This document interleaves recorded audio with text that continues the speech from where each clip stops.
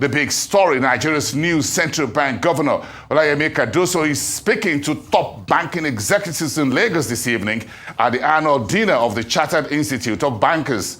Arise News is live on the ground at the venue of the Bankers Dinner here in Lagos, where Cardoso is expected to outline a new monetary policy agenda for the central bank of Nigeria, as well as his outlook on the domestic economy. This will be Cardoso's first public meeting with Nigerian banking community since he took office in September.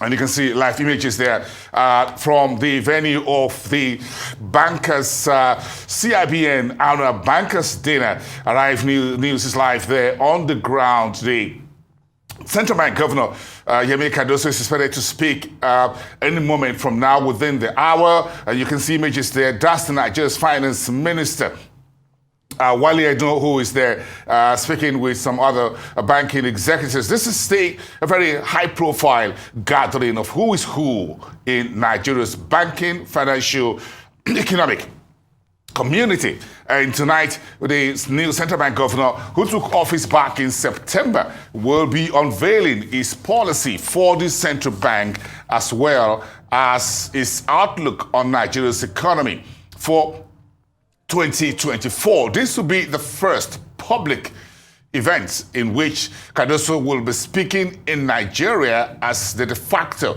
substantive central bank governor, and we expect to hear from him within the hour. Keep your eyes here on Arise News. We're covering this for you.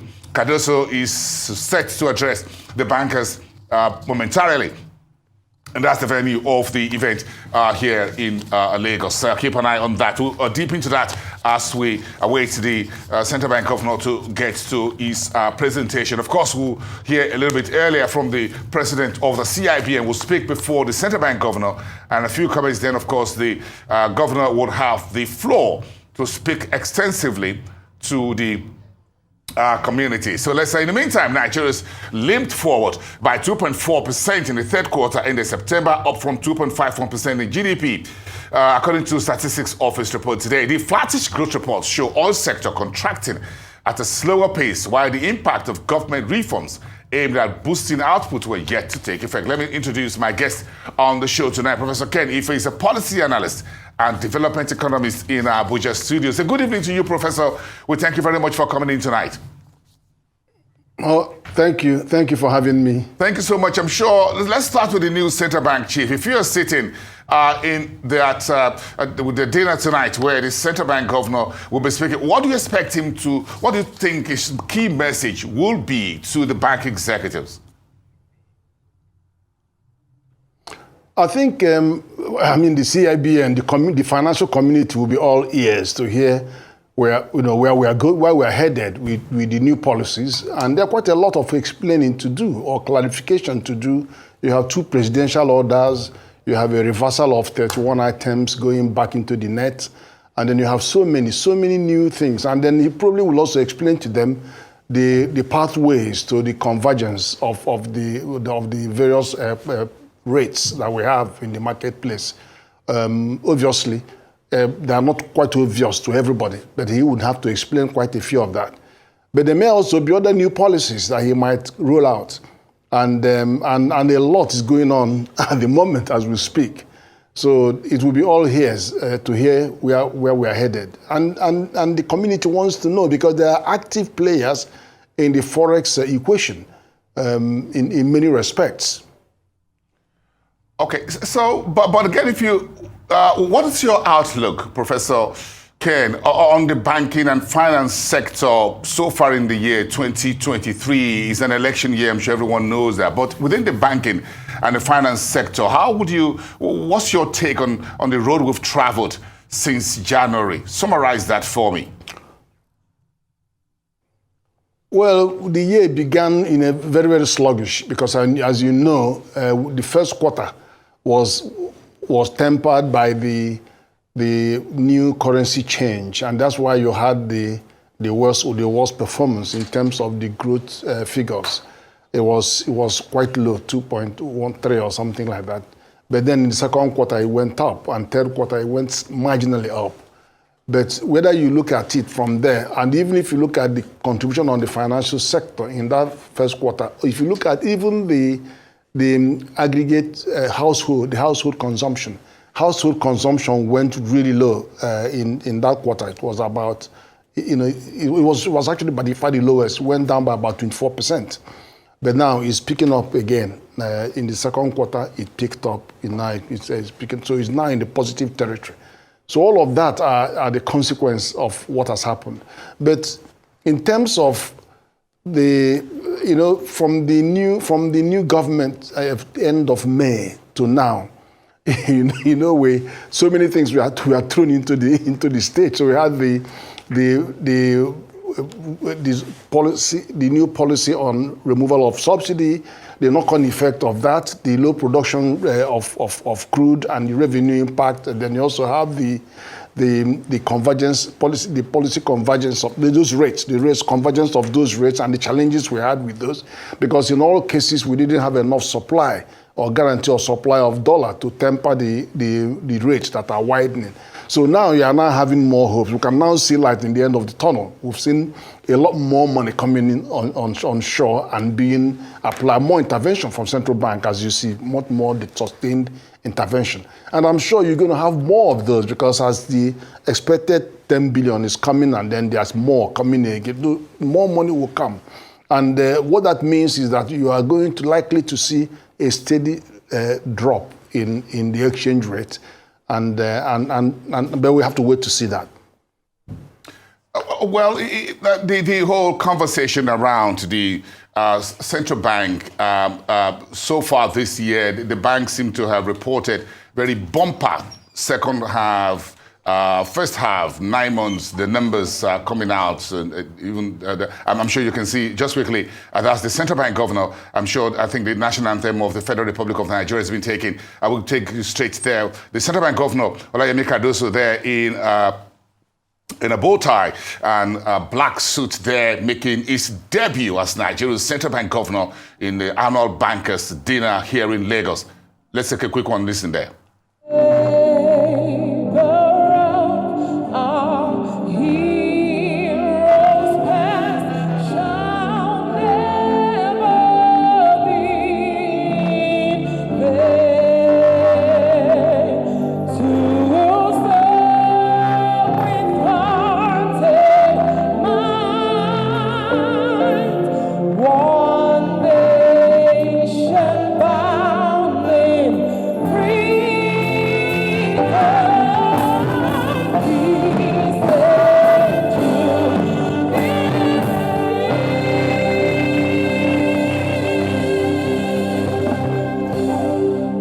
Still standing, we'll take the CIBN anthem.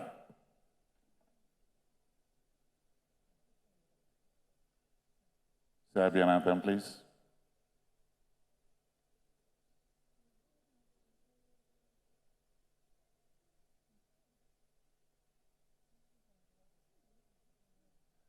Is there anybody in the audience that can lead us in this? Registrar?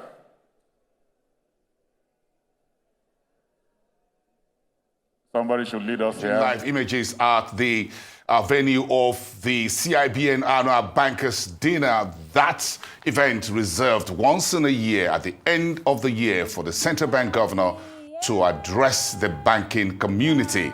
And that is what we're watching right now. The new central bank governor who took office in September, Olayemi Cardoso, was the chief guest here tonight and will be speaking extensively on the monetary policy agenda for the Central Bank of Nigeria. He's expected to also deliver his outlook on the domestic economy, interest rate direction. He's also expected to touch on Nigeria's inflation, perhaps also the latest GDP numbers that came in today at 2.54%. We expect Cardoso to outline the new leadership at the Central Bank of Nigeria. The audience here are the venue of the event, and across Nigeria and around the world, we'll be waiting to hear from the central bank of the biggest economy in Africa. You're watching Arise live coverage of the annual bankers dinner for the central bank governor, Olayemi Cardoso. Let's take a listen. Professor Oranjewaju, please.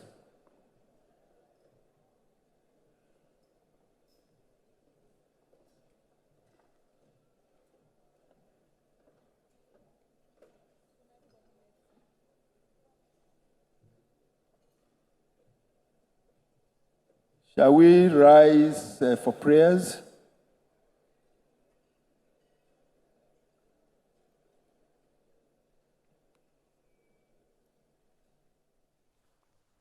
Okay, you're watching live images there at the annual bankers dinner here in Lagos. Central Bank Governor Olayemi Cardoso is ready to speak within the hour. But let's get back to my guests in our Abuja studios. Professor Ken Ife, a policy analyst and development analyst. Professor Ken, thank you so much for there. I'm sure we took the anthem there from there, and I'm sure everyone is there to listen to the new Central Bank Governor. What do you think should shape, or what manner of monetary sector leadership are you looking to see from the new central bank leadership? What should shape, what should be the direction of inflation targeting, foreign exchange management, price stability, and so on? Well, obviously, the signal for inflation targeting has actually come from the fiscal strategy paper and the medium-term expenditure framework that has been approved by the National Assembly is pointing down, and he will be doing this exactly the same. Maybe heading down to 21% at some stage in the short to medium term. But I have to still say that much of the inflation-related constraints and binding constraints are actually, unfortunately, not purely within the purview of the central bank. In other words, well, the thing is that many of the issues and factors are not actually within their control. It may be like 50%. So we shouldn't put too much faith in a rapid reduction in the inflation rates, because the jury is out on how we could manage to temper those massive constraints that we have. It's not just this insecurity, and it's not just the fact that we have speculation doing the greatest damage.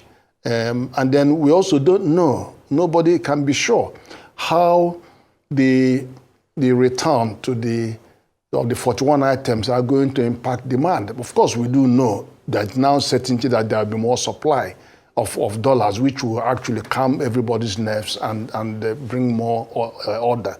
But it will not be the only story.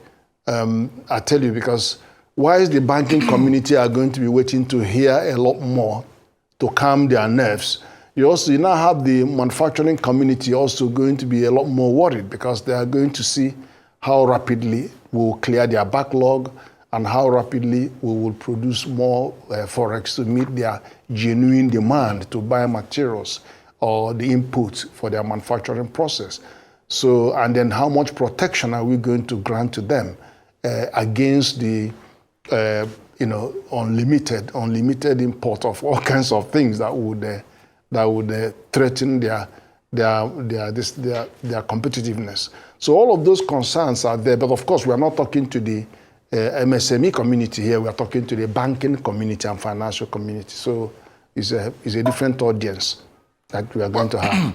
Well, Professor Ife, I'm sure you know, yes, this is a gathering of bankers, but of course, I'm sure everyone who is anyone in Nigeria in the business, economic, investment, and financial markets will be paying very close attention to what Olayemi Cardoso will say tonight to the central bank governor. I'm sure rating agencies, the World Bank, the IMF, everyone will be listening very carefully. They will hang on to every word that is going to read out of his speech tonight. It's addressed to the bankers. So this is not just a bankers' night. It's the bankers who are having the dinner.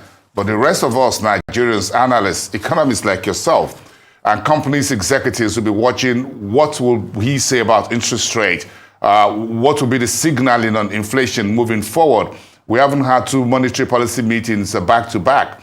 What are his thoughts on where exchange rates should go? So this is a national statement he'll be making tonight. I'm sure you'll agree. Oh yes, certainly. And but this time round, we know that the statements are going to be backed by action, because when you now have line of sight of huge amounts of dollars in billions coming in, that helps. That really helps. People want to hear how rapidly this will come and how they are going to impact the entire scenario. How would it be applied?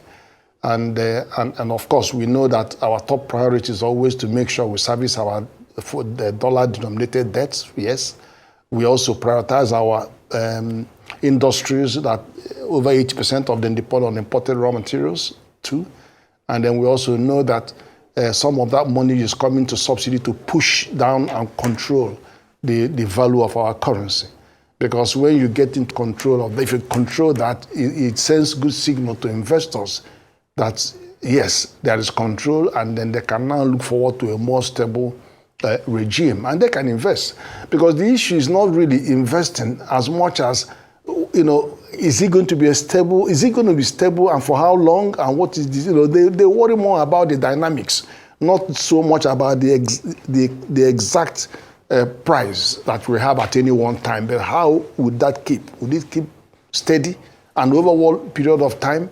That's far more worrying to any investor, because you don't want to invest your money and it's eaten up by inflation. And already we know that already we are on a negative real interest rate. Already we are, because if you look at what people are charging and look at the interest rate being offered and then look at the inflation, you can see that if you put down some money and then you're expecting to get 10% and then deflation is 27%, you're already on a negative real interest. So I'm sure that there will be signals in here to give us some hope. And that hope is actually needed again by the capital market. It's not just the bankers and the banking company. The capital market also needs some reassurance, because that's where the bulk of the long-term funding is coming from. So they also want to know. And I think, if I was in his shoe, I would also focus on sending signal to institutions, that regulatory institutions that ought to be working very closely with central bank. For example, SEC is supposed to be, some of them have loose boundaries. So, SEC needs to be working very closely with central bank, particularly in the area of regulating on cryptocurrencies and other stuff. Then you also have NCC that is regulating on telecommunication infrastructure, and so they also need, because the central bank licenses payment service providers, payment infrastructure, they need to be seen to be working together. Then trade, you have trade department that is dealing with all these items, 41 items and what have you, and exchange rates. They also need to be seen to be working with trade department, so a trade ministry. So all of those joint working and harmonization and coordination, give more confidence to the players in various spheres that the governments are getting their acts together. That signal is very, very important. So, Professor Ken, I'm sure one of the issues that the central bank would also most likely touch on is Nigeria's debt. The World Bank, the IMF, the multilateral institutions that some of them, like the EFDB, supporting Nigeria in terms of the special agro-processing zones, the Afrexim Bank, which is also working with the Nigerian state governments at various levels, as well as the private sector. So what message do you think Cardoso should send to these international creditors and others when you look at the problem of debt restructuring that Zambia is going through, Ghana as well, dealing with external debt obligations? They have something to deal with, a debt exchange before the end of this month. Why do you think this should be critical for Yemi Cardoso and the rest of his team at the central bank? I'm not sure he would put more of his speech in that area. I'm not sure, because that the stance being taken is to de-emphasize central bank involvement in domestic finance intervention. So I wouldn't be expecting him to go into that territory now, because already that signal is there that they are going to play down their intervention there. Also, so that will also well go to this crop processing zone thing, which is a brilliant idea. We're all working towards that. But I wouldn't expect that he's going to say, all right, I was thinking that we should stop now. We're going to. No, I don't think he's going to go there make very, very serious statement. But then there may also be other areas where he might want to say something. which may be some program that he might want to rejig. Because in the end of the day, we are a monocultural economy. We are import dependent. There has to be a way you support the industry that are adding value. It is the value addition that makes the huge difference. Countries grow their economy through value addition. And so, where we know we have market failures, that's where intervention comes in. So we have to find another way. There must be another way. And also one of the other ways would be what we've been pushing all along for quite some years now about, funding. There are different kinds of funding. You have funding from the capital market, you have funding from development partners, you have funding from CBN intervention, you have so many different, aggregating them is something that we have been pushing the central bank for over the years, and it hasn't been easy to get them to work in that area. IFC and World Bank have always talked about that blended finance, and I think Cardoso will need to look into that, because you are leveraging other sources of fund. Of course, we are also coming through there from the capital market with some of the bonds that are going to be allocating to sectors. I worked on that when we were looking at the National Savings Bank savings fund, and then we said, okay, let's do allocation of those to various sectors, key sectors, especially risk sectors. So we cannot escape not doing something about that. Well, I'm sure you took one glance at the latest third quarter GDP today, released today by the Statistics Office. What do you make of this sluggish, 2.5%? What do you make of it overall? Very, very sluggish, actually, because even the 2.5 is below population growth rate. And then not to talk of the agriculture itself, that's 1.3.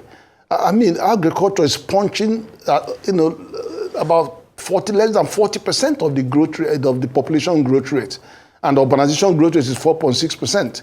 So, state of emergency should mean something to these numbers. We do need to push up the agricultural production rates. Of course, the crop production is very active. Crop production has given us 27%, and I hope we could have a lot more emphasis on crop production. Because it is generating, higher growth potential.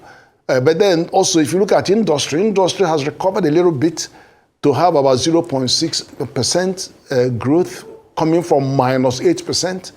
But again, the contribution of agriculture to the GDP at 18%, also about 26%, is encouraging. Of course, you have to understand that we are in harvest season, so it's not unexpected. Next quarter, it will obviously decline. But then, if you look at the industry is still sitting there at 18% contribution to GDP, and it's a no-brainer. We can't continue with that. That is supposed to sit about 50% higher than the contribution of agriculture. In other words, we need to pay a lot more attention to value addition of agricultural production systems.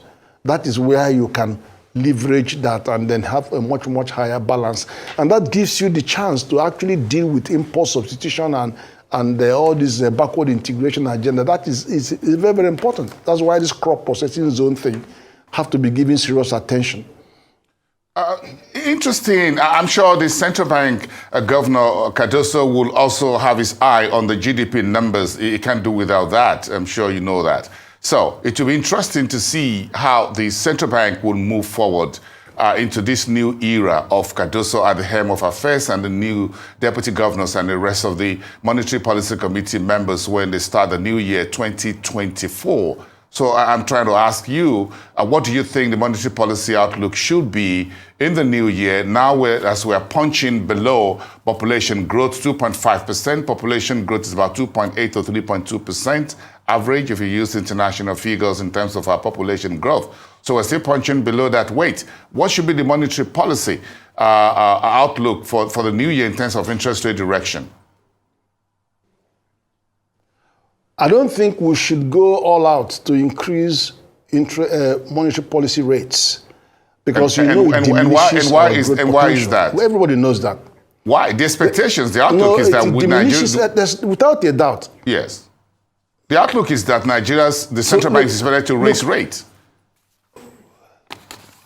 Well, what I'm saying is, in effect, is you cannot raise the rates without complementary measures that will deal with the reality that we want to increase production. Why do you have state of emergency on food security?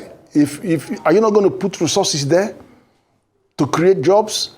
Are you not going to put resources there to produce more so that we create increase aggregate supply?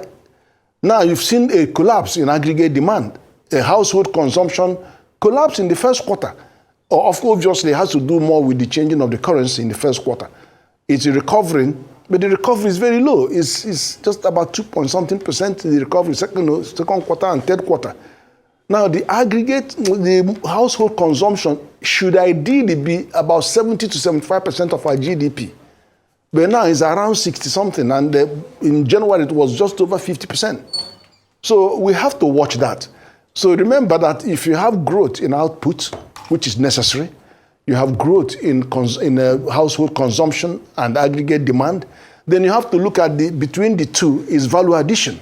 Now, it is the value addition that actually deals with restrains import. Value addition, because you are giving people choice. Now, the import situation is this. The prices are coming, we are importing the inflation. Not everybody can afford to pay for it. Now, when you go to any shop now, you want to buy something, they will tell you, oh, the price is this, but wait a minute, they will make a phone call to their head office. They say, no, the dollar has changed. So they will tell you, they change the price in front of you. So many people are just not buying because they are trying to tell you the current price. When you argue, they say, well, if we sell it at that price, we will not be able to buy it again. I say, but you can buy other things. Do you need to know that, that is what is going on. So substitute goods are coming in. Although some of them is still going to end up pushing a lot of cheap dumping a lot of cheap goods on the economy, just to beat the high inflationary pressure from imported materials, imported goods. So it's not going to be very easy to disaggregate what is going to happen. So we have to watch. But the good thing is that some dollars are coming. so that will temper what would come out in the next 2 months, 2-3 months. So that is the only ray of light that more dollars are coming to hit it. But also remember that while we disagree completely with any subsidy on consumption, you have to subsidize some production. If you don't subsidize production in the face of very high cost of transportation, very high cost of energy, very high cost of input costs, then it's going to be hard to exploit those manufacturers to stay in our territory. They will move. What sector? Because you forcing them to produce things that nobody will buy. What part of our productive value chain do you think we need to subsidize and very quickly? What sectors would you recommend? No, agriculture is one of them, especially crops and food crops. They're very important. And of course, fish and chicken are proteins. We need to make sure that we bring it down. We have to subsidize. And anytime we negotiate with Europe, they refuse to put subsidy on the table because the French farmers will be the first to block everywhere in France. Once you touch agricultural subsidy, they will be out there blocking all the roads, and then others follow suit. So, production is where it is. And we have some other challenges, remember. I think I've seen this in many programs, that in those frontier states where we are producing grains and then exporting them to those in the hinterland, the Francophone, they have a price advantage. And that price advantage is hurting us so much because they have a higher elasticity of demand. The products can double the price, triple the price, quadruple the price, they will still buy it. But we cannot buy it in the middle belt and south of Nigeria. Because you now add to that price transportation cost that has gone twice. What would have been 1 day delivery will be 3 days now, and then security compounded by security. So we have to think about that. Well, the Nigeria's low-hanging fruit is crude oil production. So OPEC meeting was moved forward by a few days this week. That was initially scheduled to hold on Sunday, the 26th, has been moved forward to the end of the month, November, because there are still concerns. There are discussions within OPEC, with Nigeria and Angola, whether our quota should stay or there should be an increase in quota. The outlook in MTF for 2024 to 2026 will be about 1.7 million barrels per day. So this low-hanging fruit with oil prices, so oil price this week moved up as at the top end of $80 for our benchmark, which is the London Brent. So how much do you think we need to work on this very quickly? Because this is one easy money that the central bank, Yemi Cardoso, would need on the table from the NNPC. Well, the thing is this: we haven't even punched to near our quota, let alone worrying about whether we are going to get any increase or look. We're not even using up our allocation of 445,000 barrels a day for domestic consumption. We're not even doing that. We're still exporting those to be refined for us. So all the price at $80 plus mean nothing to us, because as long as we are not refining this crude, those monies mean nothing, because you can't touch them.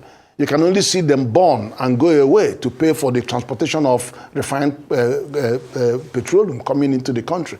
So we need to work on both sides. We need to make sure that NNPC refinery comes on stream. They promised us repeatedly last year, this year, end of this year. Let's see that happen. At least it burns some of our 5,000 barrels. Then it reduces our exposure to the cost of the huge cost that we're experiencing. So we need to get some of that money to add to alleviating the stress that we have, especially to help forex stability. Very, very important. And I've suggested what we could do about those. But we'll see how that goes.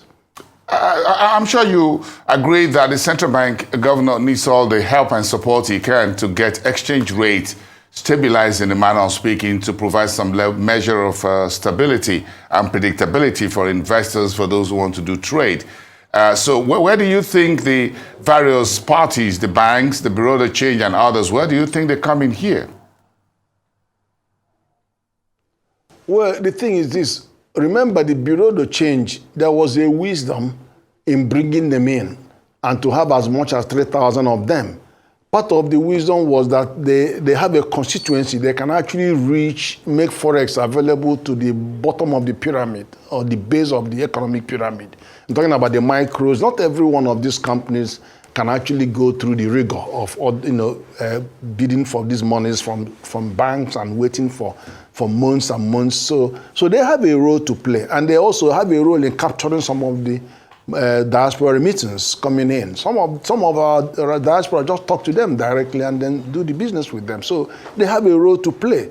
So we should find a way of accommodating them within the big net if we are returning the 31 items. But I think that is a matter for the bank to discuss and agree and see how they can capture all. Because the whole wisdom of bringing 31 items back is actually for the bank to exercise more control over the volume of the forex, because we are watching the forex, the imbalance that they're all heading out towards the black market. So we have to bring them back. So those BDCs will still be part of that equation.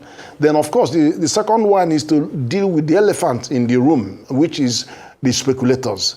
And everybody is involved in that speculation. The 3.3 trillion that is in the speculation, a lot of it is being used in this speculation. The banks are also involved in this speculation on the currency. So this speculation means that people who don't think that they can do much in the real economy just use their naira and then buy dollar and sell dollar and buy dollar and sell dollar. And that is the business that they're doing. We're not even talking about those who are important. I'm talking about the people that are speculating on the currency.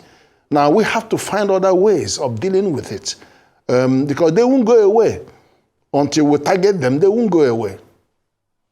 So the central bank just a few days ago says that both the old and the new Naira notes will go ad infinitum in circulation. Do you think we've finally been able to put to rest issues around this currency redesign? And do you think that is some level of for predictability, a measure of comfort for Nigerians who uses the naira on a daily basis within this country and perhaps across the borders as well, in terms of knowing fully well that at least those currencies, old and new, will continue to operate in Nigeria until foreseeable future? There was a wisdom in bringing in a new currency, and I think everybody agreed that it was necessary. If not for the fact that it deals with the counterfeit, and also there was a wisdom there. But the thing is this: we needed more time. When America wants to change their currency, sometimes it could be 3 years or 4 years. And the UK we also have much more longer time. And then you also start seeing new something. We are still carrying the old currency torn apart, and people are not accepting them in the market. So that's another. So at least let's have some clean notes. But now, the old and the new ones will continue, according to the central bank. Do you think that is some good measure of calming down the initial high tension wire environment we had in January from the end of last year to early this year? Do you think that is now being resolved? What the citizens want is access to this money. And I think they wanted to make sure that the money that they have in the bank can be accessed by them and not to pay extra penalty to access the money that they've already earned. So whether it is old note or new note or hybrid, whatever it is, they want to have access, 100% access to that money and use them and deposit them as they wish. So for them, it's immaterial whether you are paying more emphasis on this or withdrawing this, but they want to access those and not pay penalties as they did in the past to touch their own money that they have earned. Okay, we spent much time speaking more on the monetary side. Give me your fiscal policy outlook in the new year, in particular, Nigeria's foreign economic diplomacy. We've seen Mr. President and Mr. Vice President as well gone to, at least at the last count, not less than 5 or 6 countries around the world: France, Germany, Dubai, and elsewhere. The G20 and all of that, India trying to ratchet up support for the country on the foreign economic diplomacy.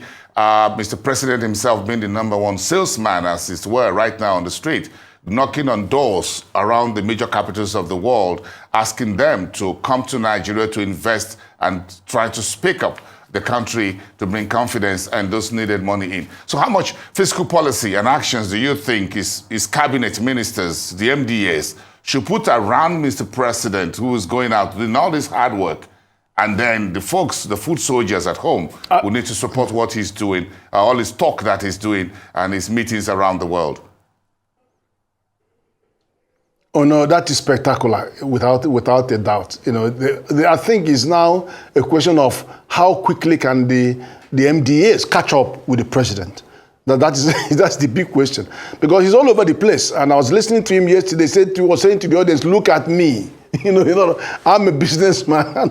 It was funny, but I think it's very interesting. I remember Obasanjo did that for the first 2 years. Because Nigeria was a pioneer nation then when he came in, so he was had to go around to begin to get people to warm up to our country. So that was much the same, But I think there is something special about the way he's going about it this time around. And a lot of people are responding to him. And then also some other good news. Look at Mali. Russia is going to build a gold refining factory in Mali. Now, I see many people now coming into, and I heard one of the ministers say, if you want our lithium, you have to come and refine it in Nigeria. And that message is right now. Today and yesterday, I was involved in taking some French and Spanish citizens who want to set up manufacturing activity here in Nigeria, taking them to see some of the ministers. I mean, people are warming up to that idea that, look, the game has to change. It's no longer going to be consigning Nigeria and Africa to raw material producers and perpetually dependent on import. We want to add value to our raw materials, whatever it is. And that message is coming in, and they're resonating with it. Okay, so I'm still going to push you a little bit on the MDAs, because at the end of it all, these folks are the transmission mechanism is for Mr. President to do the talk. They will have to walk and put these things into action. So in terms of the various ministries, tell me about those that you expect to be in the front line of these signing of deals, MOUs that Mr. President is doing almost on a daily basis to ensure that it all come to fruition. For example, the one in power with the German authorities and business community regarding not just power, but also on the side of gas exports to Europe. Everyone's asking Nigeria, step up to the plate, give us something, play this role. Right now, we need you. Yeah, I tell you what is spectacular about this is the fact that he has in the retreat given every minister marching orders. He's giving them, they've all signed up to performance targets. And then he didn't just sign them up and told them to go and do. No, he's actually leading from the front. You know, this is what the economic leadership should be about. Yes, you have set the targets, get them to sign up. You are now having a way of measuring their performance, and you are actually out there leading from the front and actively canvassing for international engagement and the inflow of investment. So I think we are suffering at the moment, but it's going to get better sooner than later, because all the things, all the factors that are necessary to make this happen are positive. You know, that's what I've seen. I've seen that all those factors are coming together and they are positive. So we can only better encourage them to do more. And then he even said to them in the retreat that, you know, if you don't work to your target, you know, you leave us. And I think he meant that. I really think he meant that. And I see many ministers worrying about what they have to achieve rather than the usual stories the civil servants come to tell them, which is about the process. You can't tell, how long are you going to tell those stories about process? It's just going to be about output, the numbers. He wants to see the numbers. And the end justifies the means. Okay, so Professor Kenny Faye, let's return very quickly, momentarily, to the CIBN annual bankers dinner. We're live there now on Arise News for this all-important once-in-a-year meeting between the central bank governor and the bankers community. And speaking right now is the president of the Chartered Institute of Bankers of Nigeria. Let's take a few moments to listen to that. And all the managing director and chief executive of banks that have co-sponsored this dinner. My special thanks go to the DG of the Central Bank of Nigeria, who are here present, for your great support and what you continue to provide. Your Excellency, distinguished ladies and gentlemen, as we mark our 60th anniversary, we reflect on our journey and achievements over the decades. We are proud of the legacies of our founding fathers, our esteemed past presidents, and indeed everyone that has contributed in no small measure to the development of the Chartered Institute of Bankers, the banking industry, and the Nigerian economy as a whole. Esteemed audience, it might interest you to know that the Institute has produced numerous distinguished bankers who have risen to the highest level of leadership and management in public and private sector. So you can see today the Minister of Finance, the CBN governor, the Senate Committee on Banking and Finance, the Commissioner for Finance in Lagos State, all of these and many others. In fact, the Senator, Senator Yaro, are all bankers, and they are all here presently. And that attests to the quality of leadership. We've also taken our mandate of building competency and ethical consciousness among banking professionals in line with our vision of becoming a global reference point for skills and conduct in the banking and finance ecosystem. The president of the Chartered Institute of Bankers of Nigeria giving his welcome address. And after that, of course, we're expecting Olayemi Cardoso, Nigeria's central bank governor, whom you see in the picture there, to step up to the podium to give his address. It's the first address by him as the new central bank governor since he took office in September. Of course, this is an annual bankers' dinner in honor of the central bank governor, and he will speak extensively. We advise everyone to stay with us here on Arise News for that when Yemi Cardoso, the central bank governor, will be on the podium to outline his monetary policy agenda for Nigeria, his outlook on the economy, as well as the new leadership at the Central Bank of Nigeria. Everyone's waiting to hear from him what this new direction will be. Let's get back to Abuja's studios and to wrap up this interview with a session with Professor Ken Ife, a policy analyst and development economist. Professor Ken, thank you so much for sticking around within the hour for this conversation on this particular important evening. I'm sure for the takeaway finally tonight, whatever Cardoso says, how do you think the market should move forward, and investment market should move forward? They'll hear from the central bank governor tonight. They've spent the last weeks and months, few months, listening to Mr. President speaking at home and abroad. What do you think the 411, the future forward action and what should be?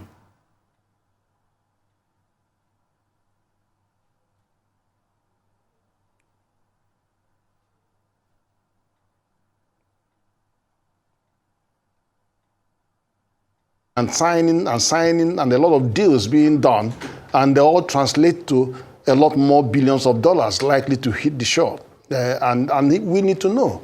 Everybody wants to know how soon and what's the quantum of what we're expected to. So people are all ears and ready to want to do, and so that they can also plan for the new year.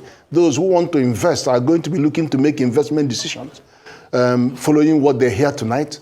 And those investment decisions cannot be guaranteed, but it would go a long way to calm the nerves of manufacturers, for example.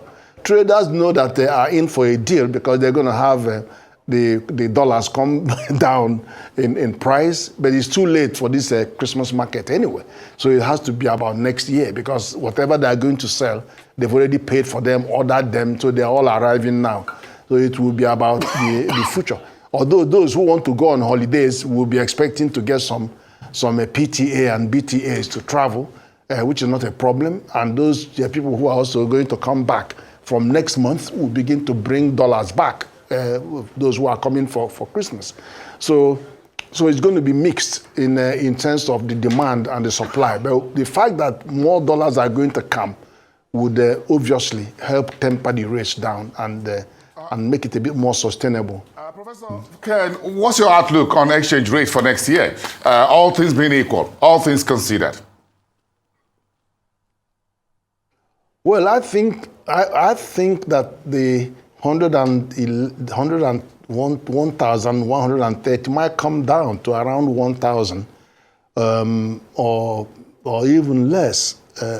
But I don't think it might be less than 900 I'm talking about on the black market.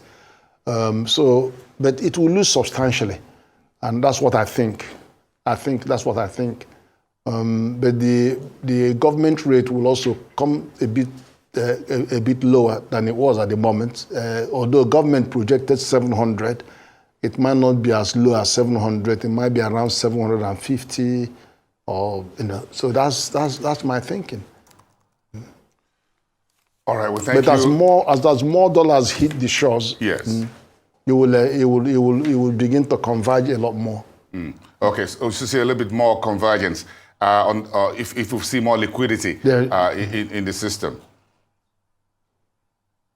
That's right. But we can't throw caution to the wind, because speculation fights against is in the opposite direction. Because they just sit there to consume the dollars. So it means that you're actually subsidizing those who are speculating on the currency. So that's why it's important to tackle them. Otherwise, all that money will vanish because of speculators. That's what I'm saying.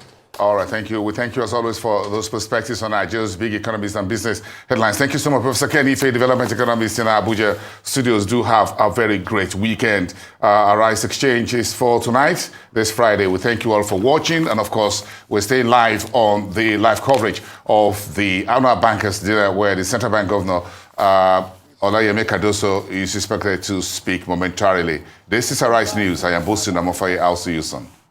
And out of this, 84% of this number are below the age of 27. We've also held an annual Gen Z program which attracted over 80,000 Gen Z, and we've institutionalized this. I think the governor of Lagos State, represented by the deputy governor, was around to flag that off, and we are also collaborating with them. Some area that's also very close to my heart. Pleased to inform you of the takeoff of the Human Capital Development Fund, which is a precursor to the banking school project to be sited in Abeokuta, Ogun State. We are excited about the contribution of the banks to the Human Capital Development Fund. This fund will be used for training of fresh graduates and capacity building of market-ready workforce for the financial services industry, as well as upskilling the existing workforce, retooling and retraining. And that's essentially our own way to address the Japa syndrome. At this juncture, permit me to express my sincere appreciation to the committees who have been working tirelessly to put together this glamorous event. I commend the dinner planning committee, ably led by Mrs. Nneka Onyali-Ibe, FCIB, MD Fidelity Bank. I think she has a Midas touch.